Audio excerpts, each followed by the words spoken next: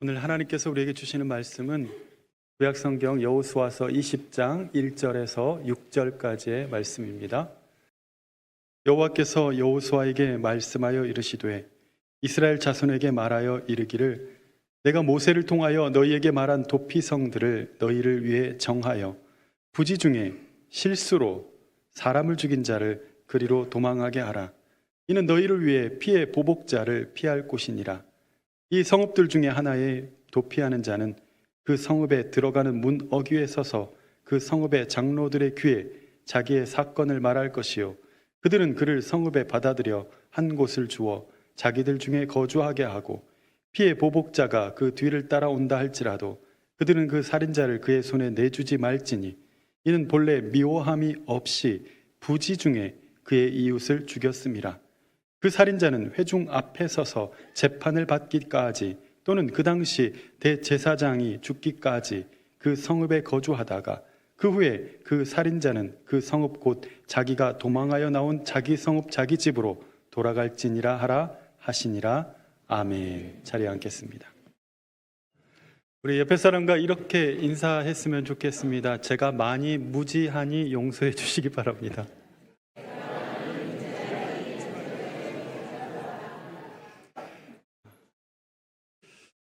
설날 지나고 인사를 좀 복받는 인사를 해야 되는데 용서를 구하는 인사를 했습니다. 인생은 늘 실수가 따르는 법입니다.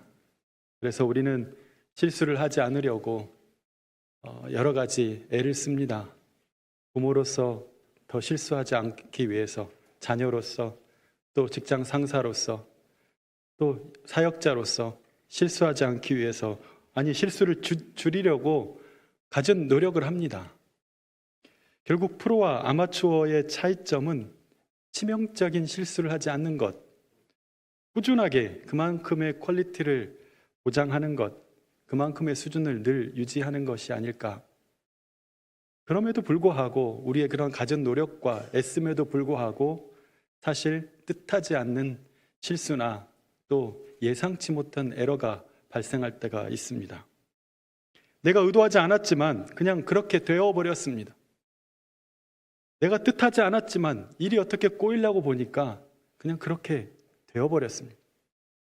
실수였다고 말하기에는 너무나 미안하고 잘못했다고 말하기에는 내 자신이 너무나 한심하고 상황은 수습이 안 될 정도로 엉망이 되어 있고 어디론가 도망치고 숨고 싶을 때가 있습니다. 사람들은 말합니다. 그럴수록 정직하게 맞서라. 내 맞을 거 맞고 용서 구할 것은 구하고 비겁하게 도망치지 말라고. 맞는데, 아는데 그렇게 할 수가 없습니다. 너무나 창피하고 너무나 한심하고 너무나 미안하고 너무 자존심 상하고 말로 할 수가 없습니다. 심지어 그 실수가 사람을 죽인 일이라면, 사람이 죽게 한 일이라면, 정상적인 사람이라면 그 일로 나는 감옥에 간다고 해도 그 사람을 살릴 수 있겠는가?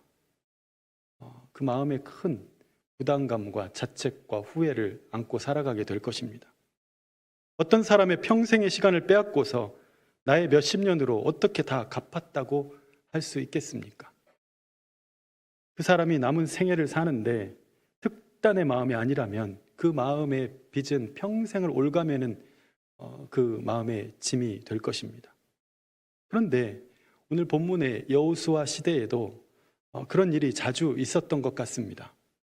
그렇지 않다면 몇 번을 반복해서 도피성 제도를 또 얘기하고 또 얘기하고 또 얘기하고 계속 반복해서 말할 정도로 강조하지 않아도 될 것인데 계속 강조하는 것을 보면 이런 일들이 자주 있었겠구나. 오늘 본문은 바로 그런 도피성 제도에 관하여 말하고 있는데 이스라엘 곳곳에 6개의 도피성을 두고 사람들이 혹시 부지 중에 정말 날 몰랐어요. 그렇게 될 줄 몰랐어요. 그래서 사람이 죽는 일이 발생했을 때 그 도피성으로 피하여서 목숨을 부지할 기회를 주는 제도였습니다. 6개의 도피성을 그림을 보면 각 지역에 고르게 그 지역에 이스라엘 민족들이 살고 있는 곳에 중심에서 가까운 데서 언제든지 달려갈 수 있는 거리에 있도록 6개의 지역을 만들어 놓았습니다. 이르 미클라트, 도피성의 히브리어입니다. 이 뜻은 피난처의 성, 안식처의 성, 그런 뜻입니다. 즉 살인자라도 피할 길을 내어주시는 하나님의 사랑을 나타내는 제도라고 볼 수가 있습니다. 그래서 이 도피성으로 가는 저 6개의 성을 가는 길은 무려 14m로 폭을 넓혀가지고 그 일을 저질렀을 때 이 사람이 빨리 거기까지 갈 수 있도록 길을 다져놓고, 그리고 게시판도 그 곳곳에 표지판을 두어서 도피성 가는 길 이렇게 화살표로 해서 이 사람이 빨리 그곳으로 피할 수 있도록 길을 닦아두었다고 합니다. 사람이 정말 본의 아니게 실수할 수 있으니 도망쳐서 재판까지는 목숨을 부지할 수 있는 길을 열어준 것입니다. 본의 아니게 했다고 하니까 이를테면 그런 겁니다. 지붕에서 공사를 하고 있는데 생각지도 않게 내 손에서 벽돌 하나가 빠져나갔어요. 근데 하필 거기 사람도 별로 안 다니는 곳인데 하필 그때 한 사람이 지나가다가 벽돌에 맞아서 죽었어요. 어떡합니까? 죽이려고 했던 것도 아니고 그냥 이 벽돌 하나가 어떻게 하다 보니까 빠져서 사람이 죽어버린 거예요. 이랬을 경우에 이 사람은 얼른 가까운 도피성을 향해서 도망쳐야 합니다. 그 전에 가족이나 이 죽은 사람의 가족이나 친척을 먼저 만나게 되면 눈에는 눈, 이에는 이 똑같이 죽는 거예요. 그러나 일단 도피성으로 들어가게 되면 제사장은 그 사람을 보호해 줄 의무가 있습니다. 이 사람이 살 수 있는 방법은 2가지입니다. 하나는 나중에 정식으로 재판을 통해서 실수였음을 인정을 받고 사형을 면하는 경우, 또 하나는 그 도피성에 있는 대제사장이 죽었을 때 대제사장이 이 살인자를 대신하여 죽었다고 간주하고 이 사람을 놓아주는 경우입니다. 즉 대제사장의 죽음으로 인해서 속죄를 받는 것이죠. 이것은 복수를 통해서 피해 악순환이 되는 것을 막기 위한 제도입니다. 이 사람이 실수로 죽였지만 죽은 사람은 실수가 어디 있어? 사람 죽었는데 하고 똑같이 그 사람을 죽이려고 덤빌 겁니다. 그러면 또 그렇게 했으니 그래? 그럼 우리도 해. 그래서 이쪽 가족에서 또 복수를 하고 계속 피해 악순환이 벌어지기 때문에 그것을 막기 위해서 도피성 제도를 둔 것이죠. 즉 아무리 살인자라고 할지라도 그에게 기회를 주시는 하나님의 긍휼이 담긴 제도입니다. 이것은 그대로 영원한 대제사장이신 예수 그리스도의 십자가의 죽음이 우리를 대신하여서 죽으시고 대속의 은혜로 우리가 살아났음을 보여주는 아주 은혜스러운 제도입니다. 우리에게 예수님은 도피성과 같습니다. 주님께 피하고 싶은 이에게 주님은 길을 넓혀서 그분께 잘 달려갈 수 있도록 이리로 오라고, 내가 정말 위급한 상황이 왔을 때 그때마다 표지판에 너는 내게로 오라, 내가 너를 쉬게 하리라, 표지판이 붙어 있는 거예요. 주님께로 달려갑니다. 그곳에서 보호를 받습니다. 오늘 이 시간 예수님께 피하고 싶은 분들은 망설이지 말고 주님을 피난처로 삼아 우리의 숨을 곳이 되시고 우리의 숨 쉴 곳이 되시는 예수 그리스도께로 피할 수 있는 그러한 우리 저와 여러분 될 수 있기를 예수님의 이름으로 축원합니다. 이 설교가 이렇게 끝나면 얼마나 좋겠습니까? 너무 은혜스럽게 잘 끝났잖아요. 그러나 이제 조금 더 삐딱한 방향으로 나아가려고 합니다. 즉 가해자를 구원하시는 은혜 말고 피해자를 구원하시는 은혜에서 말입니다. 과연 부지 중에 라고 했는데 내가 알지 못하는 순간에 정말 몰랐어요. 정말 부지 중에 사람을 죽인 사람이 얼마나 많았을까? 부지, 내가 알지 못하는 동안에 라는 의미인데 혹시 부지 중에가 아니라 부주의해서가 아닐까? 충분히 벽돌이 떨어질 수도 있음을 감안하고 공사를 했었어야 하는 거 아닌가? 부지 중에 알았지만, 그렇게까지 될 수도 있다는 것을 알았지만 그 마음 가운데 가득했던 미움이 그 말까지, 그 행동까지 하게끔 허락한 것은 아닐까? 부지 중에 너무나 아니라고 무책임한 자세로 그런 일이 생길 줄 알았지만 내가 피곤해서, 귀찮아서, 그가 그렇게 힘들어한다는 걸 알면서도, 그 자녀가 지금 벼랑 끝에 서 있다는 것을 알면서도 그렇게 상대방을 대한 것은 아니었을까? 우리는 요즘 TV를 통해서 이런 말을 자주 듣습니다. 몰랐습니다. 기억이 안 납니다. 인지하지 못했습니다. 모든 것이 부지 중에 일어났고 모든 것이 기억이 안 나는 가운데 일어난 일이라는 말입니다. 그런데 피해자는 있고 기억이 안 난다는 이들은 그 기억이 안 나는 일에 대하여 자랑스럽게까지 생각하는 기현상을 봅니다. 1950년대 루마니아 출신 프랑스 희곡 작가 외젠 이오네스코의 코뿔소라는 희곡이 있습니다. 벌써 70년 전 희곡입니다. 이오네스코의 코뿔소 사진 한번 보여주시면 저런 작품입니다. 영어로 읽으면 유진이라고 하겠지만 이 루마니아어로 외젠이라고 읽습니다. 사람들이 많이 모인 어느 광장에 난데없이 코뿔소가 전속력으로 질주하면서 달려옵니다. 너무나 빠르게 그 무거운 거고 무서운 것이 달려오니까 사람들이 피하느라 제대로 보지 못했습니다. 그 와중에 지나간 자리에 고양이 한 마리가 죽었습니다. 사람들은 그 코뿔소가 지금 지나간 것이 몇 마리가 지나갔는지, 아시아 코뿔소가 지나갔는지 아프리카 코뿔소가 지나갔는지 결론 내지 못합니다. 게다가 그것을 보지 못했던 사람들은 신문에 어제 광장에 코뿔소가 지나갔습니다 라고 그 지나간 흔적들을 보면서 있었다는 그 기사를 보고도 믿지 않습니다. 그러다 점점 사람들이 코뿔소로 변해갑니다. 대부분의 사람들이 코뿔소로 변해간다는 되게 그로테스크한 희극입니다. 이 작품은 잔혹한 세계대전의 한복판에서 히틀러의 나치즘의 광기를 본 이 외젠 이오네스코가 나치즘이 어떻게 사람들 사이에서 확산되는가를 코뿔소를 통해서 드러낸 작품입니다. 나치즘이 어떻게 사람들의 생각과 세상을 바꿔가는지에 주목했는데 이 코뿔소라는 피부가 두껍고 또 코가 이렇게 뾰족하게 나와 있는 그 거대한 동물을 등장시킴으로 나치즘이 눈에 보이는 공포로 보이도록 형상화한 것입니다. 코뿔소병에 가장 먼저 걸린 사람은 직장인인 베프였습니다. 사회성이 부족하고 직장 생활에 잘 적응하지 못하는 사람이었습니다. 이때까지만 해도 코뿔소로 변한 사람은 한 사람밖에 안 됐기 때문에 그저 한 사람의 불행이었을 뿐이었습니다. 그 사람이 좀 겉돌았잖아. 이 사람은 초기 나치에 부역했던 사람들을 향해서 빗대는 그런 인물입니다. 그러면서 그 사람에 대해서 사회성이 좀 부족하고 또 이례적이고 예외적인 사건으로 취급을 합니다. 하지만 논리적이고 지식인의 전형이었던 친구 장도 급기야 코뿔소로 변하는데 자신을 걱정하는 친구 베랑제를 무시하며 밟아 죽이려고 합니다. 그것은 곧 이데올로기가 친구마저도 버릴 수 있는 사상으로 발전했다는 것을 보여줍니다.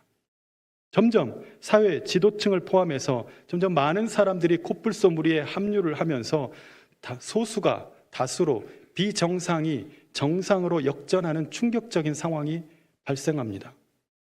처음에는 막연한 호기심으로 이 코뿔소병에 관심을 가졌던 사람들도 이제는 내가 소수가 되는 것 아닐까 하는 그 두려움 때문에 자발적으로 코뿔소가 되기에 이르릅니다. 사람들이 이제는 코뿔소가 아름답기까지 하다고 말하기 시작합니다. 코뿔소의 힘과 아름다움을 숭배하면서 인간들이 코뿔소의 언어를 배워야 한다고까지 주장합니다. 한편 아직 코뿔소가 되지 않은 사람들은 스스로를 정말 무력한 사람으로 여기면서 자기 혐오에 빠지게 됩니다. 또 한편 사회에서 영향을 끼치는 스피커 집단, 엘리트들의 모습을 보면 코뿔소병이 확산되어가는 순간에 그들은 하나같이 중립을 선언합니다.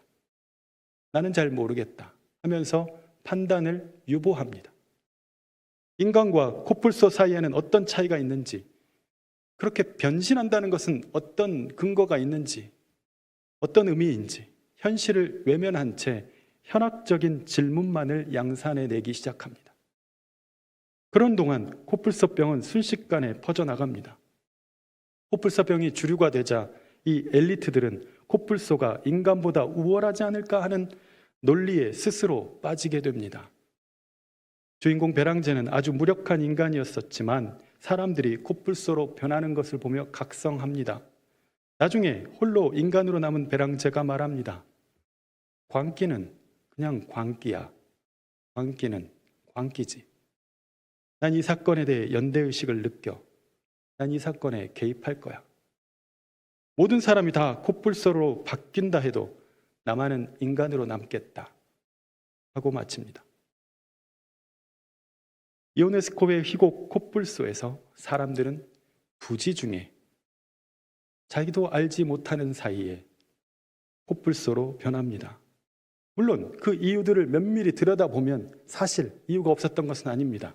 그들 안에 있는 그 욕망과 그들 안에 있는 두려움과 또 그들 안에 있는 오만함과 그들 안에 있는 무력함이라는 이유가 있었습니다. 그러나 그런 것들은 감추어진 채 코뿔소가 되어가고 코뿔소가 되고 싶어 하기까지에 이르게 된 것입니다. 오늘 본문의 도피성에 피하는 이들이 부지중이라는 조건이 붙어 있는데, 부지중에 사람을 살인한 자, 부지중에 일어난 일에 대하여 기회를 주려는 도피성이 현실 속에서는 부지중에라고 하면 면책을 받는 도피성이 되어버린 것은 아닌가? 정말 우리가 부지중에 그랬을까요? 그렇게 하면 사람이 죽을 줄 몰랐을까요? 그렇게까지 하게 되면 한 사람이 쓰러질 줄 몰랐을까요?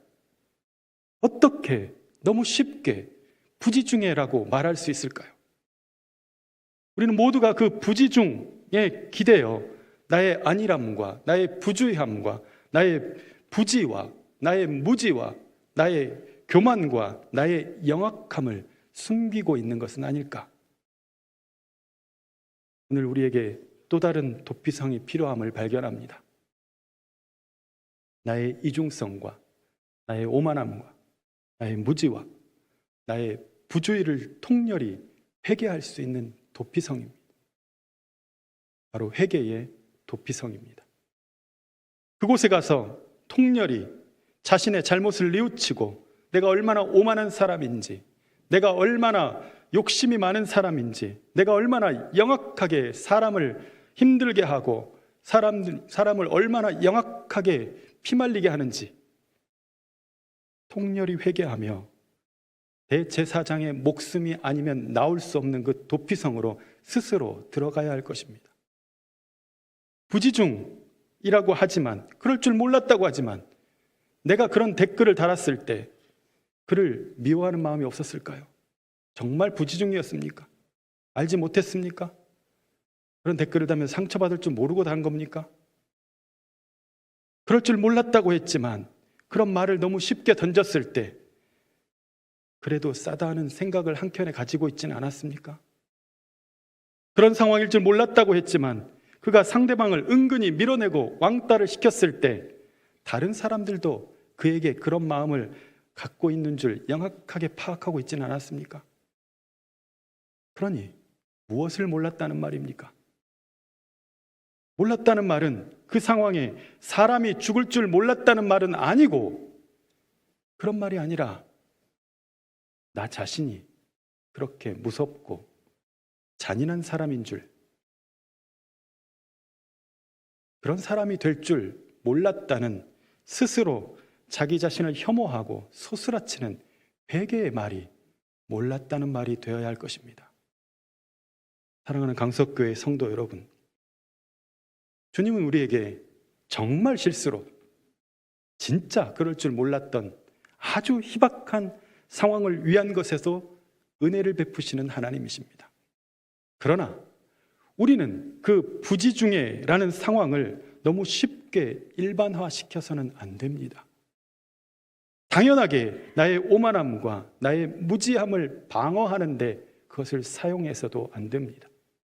오늘 우리 자신을 돌아보십시오. 내게 가까운 사람에게 무심코, 즉 부지중해 한 말이 상처를 주었다면 정말 내가 그 말을 하면 그 사람이 상처받을 줄 몰라서 했을까요? 아니면 좀 심하게 생각하면 그러라고, 상처받으라고, 나 힘들었고 나도 자존심 있는 사람이고 나도 성질 있는 사람이라고 알려주려고 더 하진 않았습니까? 내 마음에 들지 않는 사람에게 무심코 부지중해 밀어내는 태도를 보였다면, 때로 우리가 살면서 불편한 사람이 있어서 그 불편한 사람을 대하는 자연스러운 태도가 아니라 내 마음에 들지 않으므로 다른 사람에게도 마음에 들지 않게 하려는 사악한 의도는 없었을까요? 우리의 한 가지 행동, 한 가지의 말, 그 모든 것에 우리는 의도성이 없이 순수하게 부지중해 일어난 일들이었을까요? 오늘 우리의 이러한 아주 약삭빠르고 그럴싸하게 자신을 포장하고 고상한 척 앉아있는 우리에게, 그래서 사실은 더 많이 피곤하게 살아가고 있는, 그래서 우리가 믿음을 가졌지만 자유하지 못하는 그러한 우리에게 주님 오늘도 그러한 연약함까지도 아시고 우리를 초대하십니다. 수고하고 무거운 마음의 짐진 자들아, 다 내게로 오라. 내가 너희를 쉬게 하리라. 진심을 가지고 사는 것, 내 마음의 의도를 들여다보고 사는 것, 예수님을 그 마음에 모시기 때문에, 성령께서 우리 안에 거하시기 때문에 우리 안에 날마다 드는 그 악한 의도와 거짓된 행동과 모진 태도가 양립될 수가 없는 것,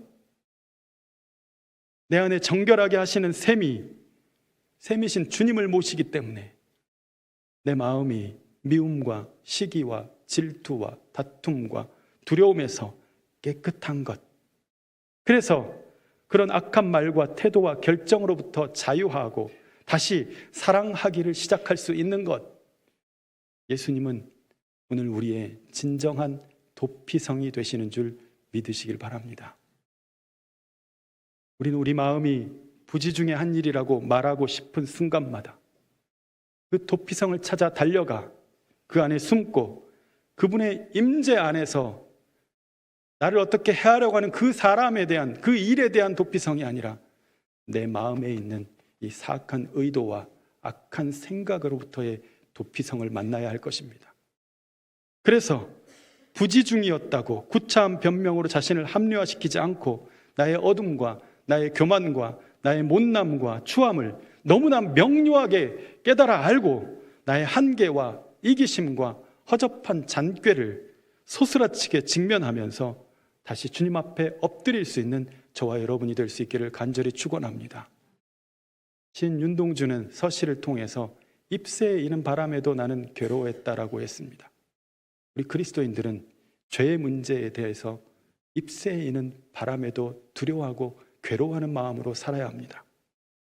그렇지 않으면 우리도 부지중에 콧불소가 되어가기 시작할 것입니다. 점점 얼굴 피부는 두꺼워지고 우리는 교만해져서 콧불이 나오듯이 우리 콧대가 높아질 겁니다. 점점 사람이 아니라 볼품없는 짐승이 되어갈 것입니다. 사랑하는 성도 여러분, 우리 마음에 아주 견고한 부지중, 몰랐어 라는 변명에 대한 도피성이 있습니다. 바로 성령 하나님이십니다. 성령께서 우리의 마음에 부지를 비출 때에 얼른 그분께로 피하시기를 바랍니다. 그리고 내 안에 찾아왔던 온갖 부지의 가면을 벗어버리고 내가 죄인이라고 엎드릴 수 있는 자가 될 수 있기를 간절히 축원합니다. 기대와 소망을 빙자한 나의 욕망, 자신감을 빙자한 나의 오만함, 합리적을 빙자한 나의 야비함, 임기응변을 빙자한 나의 기회주의적인 태도, 그러나 이 모든 것을 주님의 성령을 의지하며 자신이 부지중이 아니었고 무지중이었음을 진심으로 깨닫고 회개하는 이에게 오늘 모든 그 지푸라기와 같은 감정과 사악한 의도들을 불태우고 바람에 날리시는 성령의 역사를 우리 모두가 경험하게 될 줄로 믿습니다. 마음에 이런 지푸라기들 때문에 수고하고 무거운 짐을 가지고 살아가는 여러분, 다 주님께 오십시오. 주님께서 저와 여러분의 마음을 쉬게 해 주실 것입니다. 이제야 우리는 우리 영혼의 도피성을 만난 것입니다. 그 도피성에서 우리가 제대로 이제는 숨을 쉬고 제대로 예배하고 제대로 주님을 기뻐하고 정말 진실로 주님을 믿는 그 믿음 안에서 진실하고 깨끗한 생각과 깨끗한 마음과 깨끗한 의도를 가지고 사랑할 것을 사랑하고 품을 것을 품어내며 청결한 마음으로 주님을 예배하며 참된 도피성을 가지고 살아가는 우리 모든 강석교회 성도들이 될 수 있기를 예수님의 이름으로 축원합니다. 기도하겠습니다. 거룩하신 아버지 하나님, 우리가 얼마나 악한 자인지 모릅니다. 겉으로는 이렇게 선하고 아름답게 앉아있지만 우리 마음에는 온갖 악의 지푸라기들이 얹혀져 있습니다. 주여, 성령으로 이 모든 것들을, 이 헛된 것들을 불태우사 거룩하고 정결하게 하시고 거룩하고 정결한 마음으로 주님을 바라보게 하시며 거룩하신 주님의 보호를 받으며 마음 편히 살 수 있게 하여 주시옵소서. 우리의 도피성 되신 예수님의 이름으로 기도드립니다. 아멘.